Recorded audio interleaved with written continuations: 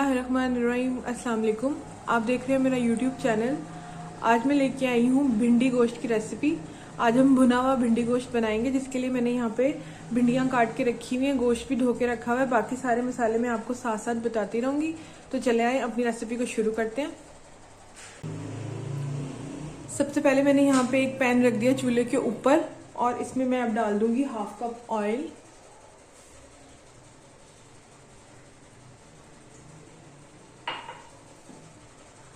Half cup oil इसमें डाल दिया। ऑयल को यहाँ पे मैंने थोड़ा सा गर्म कर लिया। अब इसमें हम डाल देंगे साबुत खड़े मसाले, जिसमें काली मिर्च है, दालचीनी, बड़ी इलायची और 2 लौंग है, वो डाल देंगे इसमें। इनको थोड़ा सा हम भून लेंगे।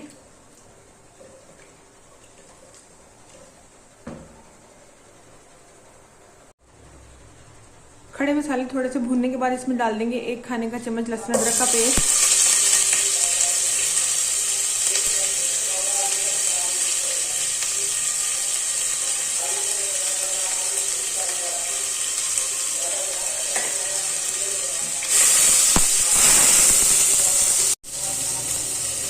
लहसुन अदरक के बाद इसमें डाल देंगे चिकन।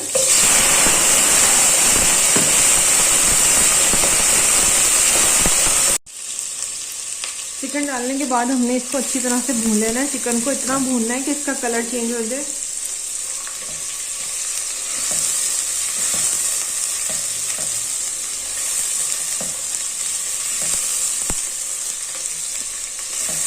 गरम मसालों, लहसुन अदरक के साथ चिकन की भुनाई कर लेनी है। 5 मिनट तक मैं भून लूँ उसको, फिर मैं आपको दिखाती हूँ। चिकन की भुनाई करते हुए मुझे यहाँ 5 मिनट हो गए। अब मैं डाल दूंगी इसमें एक बड़े साइज का टमाटर मैंने काट के रखा है वो।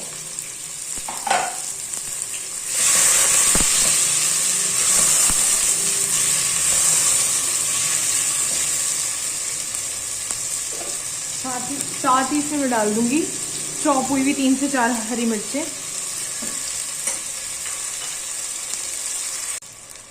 अब हमने टमाटर और हरी मिर्ची की भुनाई कर लेनी है। टमाटर बिल्कुल सॉफ्ट कर लेने हैं, बिल्कुल एक ग्रेवी सी तैयार करनी है। इनको अच्छी तरह से भूनना है।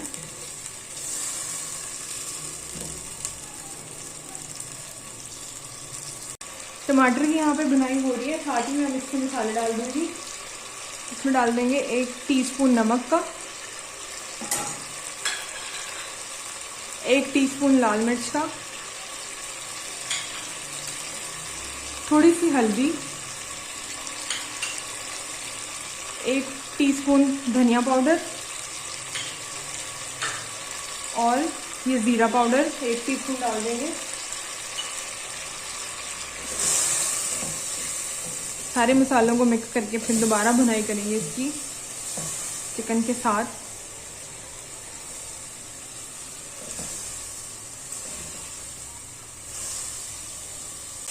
मसालों की मैंने यहाँ पे अच्छी तरह से भुनाई कर ली है।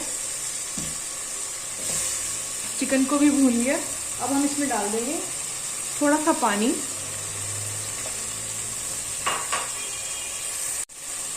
पानी डाल दिया इसमें, मिक्स करके इसको अब इसको रख देंगे हम ढक के, ताकि चिकन हमारा कुक हो जाए। बिल्कुल मीडियम फ्लेम पे इसको रख देंगे और 5 मिनट बाद हम इसको ढक्कन को खोलेंगे तो चिकन हमारा अच्छी तरह गल गया होगा। तब तक हम दूसरे चूल्हे पे दूसरा पैन रख के प्याज को और भिंडियों को फ्राई कर लेंगे। चिकन हमने रख दिया ढक के। अब हम दूसरे पैन में डाल लिया ऑयल थोड़ा सा, और अब इस ऑयल में डाल देंगे अपनी भिंडियों को। ये मैंने काट के यहाँ पे भिंडियाँ रखी हुई थी, ये डाल देंगे सारी भिंडियाँ इसके अंदर।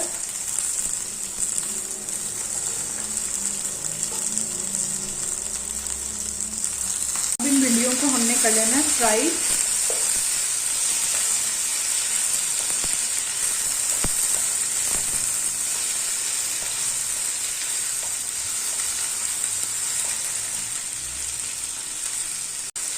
इस तरह भिंडियाँ फ्राई करने से जो भिंडियों के अंदर एक लेस सी होती है वो ख़त्म हो जाएगी और बहुत मज़ेदार सी एक रेसिपी तैयार होगी हमारी। इसलिए हम इनको फ्राई कर लेंगे।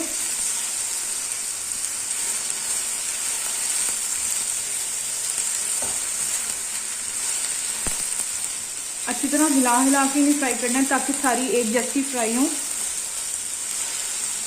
اور کوئی جلے نہ.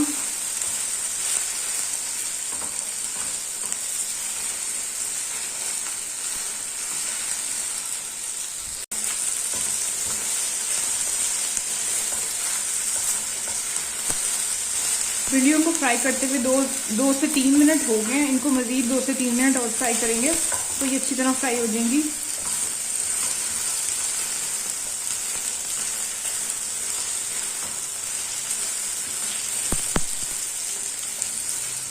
ساتھ ہمارا یہاں پہ چکن بھی پک رہا ہے. اس کو بھی ہم مکس کر دیں گے.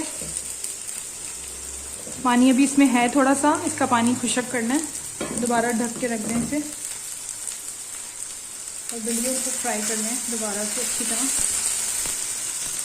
بھنڈیاں یہاں پہ میں نے اچھی طرح سے فرائی کر لی ہیں.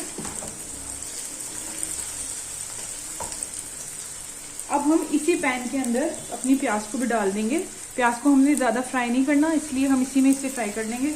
بالکل نرم پیاز نہیں کرنی ہے, تھوڑی کھڑی کھڑی رکھنی ہے تاکہ جب ہم چکن میں ڈال کے دم پہ رکھیں تو ہمارا اچھا سا سالن تیار ہو جائے.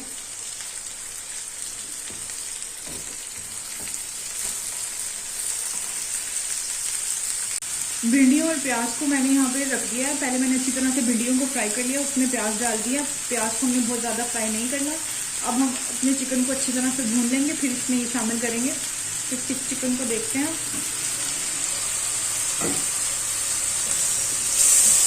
پانی اب دیکھیں بالکل خشک ہو گیا, بالکل بھی پانی نہیں ہے اب اس کے اندر, اور آئل بھی سیپریٹ ہونا شروع ہو گیا.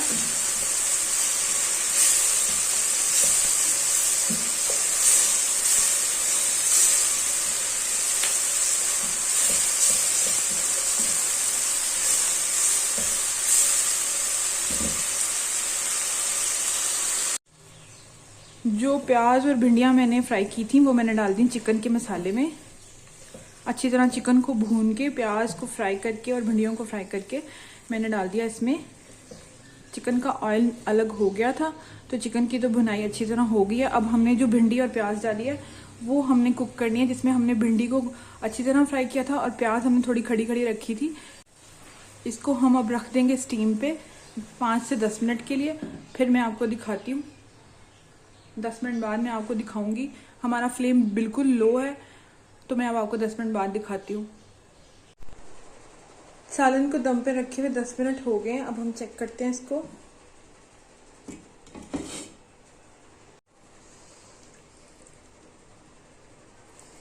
ہمارا سالن اب بالکل تیار ہے, آئل بھی الگ ہو گیا ہے.